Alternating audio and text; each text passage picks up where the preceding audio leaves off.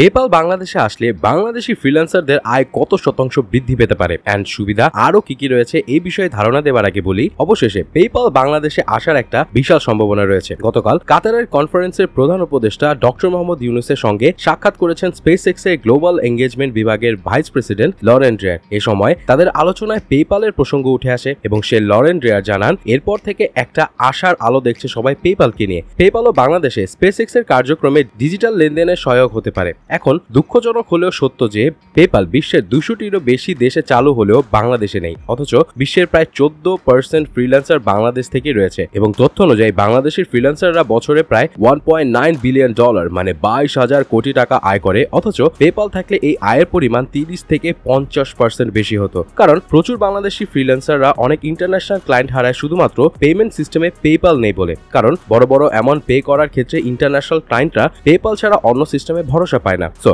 যদি পেপাল থাকতো তাহলে ফ্রিল্যান্সাররা আরো বেশি ক্লায়েন্ট তো পাবে, মোরওভার উচ্চ মূল্যের কাজও ইজিলি নিতে পারবে। আবার আপওয়ার্ক, ফাইবারের মতো মার্কেট প্লেস থেকে পেওনিরের মাধ্যমে পেমেন্ট নিতে গেলে চার্জের পরিমাণ পেপালের থেকে বেশি হয়। যেমন $500 একটি প্রজেক্টে পেওনিরের ফি হতে পারে $25 থেকে $35 আর পেপালে $15 থেকে $20। এতে ফ্রিল্যান্সাররা প্রতি প্রজেক্টে 2 থেকে 5% বেশি আয় করতে পারবে। আবার অনেক মার্কেট প্লেসে কাজই করা যায় না আমাদের দেশে পেপাল সিস্টেম নেই বলে। সো এই প্রবলেমেরও সমাধান হবে। তবে ফ্রিল্যান্সারদের ইস্যু ছাড়া আরো বেশ কিছু সুবিধা কিন্তু রয়েছে। যেমন এখন প্রবাসী দেশে কাউকে টাকা পাঠাতে গেলে বর্তমানে তিনি ওয়েস্টার্ন ইউনিয়ন বা ব্যাংক ট্রান্সফার ব্যবহার করেন, যেখানে ফি বেশি এবং সময় লাগে। পেপালের মাধ্যমে তিনি মিনিটের মধ্যে টাকা পাঠাতে পারবেন এবং ফি অনেক কম হবে। এছাড়া পেপাল যদি বিকাশ বা নগদের মতো মোবাইল ফাইন্যান্সিয়াল সার্ভিসের সঙ্গে যুক্ত হয় তবে গ্রামের মানুষও সহজে রেমিটেন্স পেতে পারবে। এছাড়া ই কমার্সের অনেক প্রসার ঘটবে। এখন সুবিধা তো অনেক আছে, কিন্তু পেপাল বাংলাদেশে আনতে হলে চ্যালেঞ্জও কিন্তু রয়েছে। কারণ এর আগে বলা হয়েছিল বাংলাদেশ ব্যাংকের নীতিমালার সাথে পেপালের নীতিমালার সামঞ্জস্য ঘটানো একটু চ্যালেঞ্জিং।